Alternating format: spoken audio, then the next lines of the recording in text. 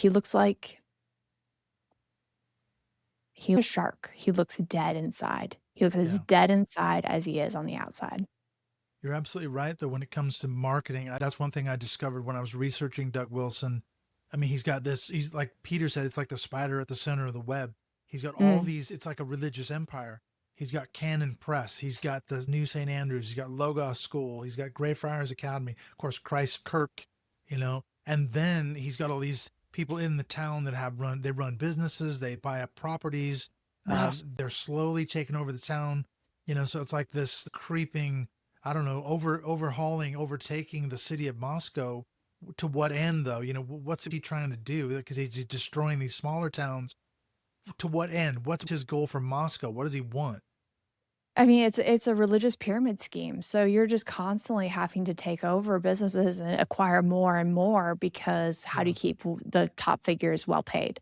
There isn't a lot of money here. We don't have a lot of industry, and they're popping out tons and tons of children and wanting them to stay kinda local, or they're trading them out to these areas like Santa Clarita. You're seeing some of the southern churches take them on. I don't know, I heard you besmirching Latin earlier, but, my Yeah. whole my whole degree and my background's in Latin as opposed to Greek, which I couldn't stand. So you and Yeah. Peter get the Greek side. But when I was looking at tutoring for Latin, every single institution I could find, every online academy had some tie back to Christchurch. And at the Mm, time, it also was tying back to people like Jim's Nance, who I knew was a problem, the world didn't know was a problem yet. And so it's just this tentacle out, and it's the pyramid scheme. You have to have money coming in. This is a very small town. And the way that Doug wants to flex, he needs more money.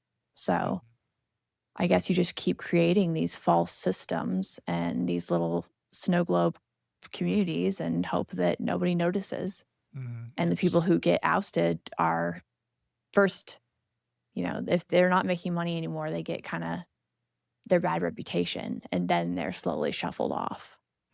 It sounds like cult psychology to me. I mean, that was my conclusion when I researched Yeah. Christchurch and Doug Wilson. I said, okay, he's a controversial pastor, in air quotes, as Tim Miller said the other day. I'm not even going to call you pastor.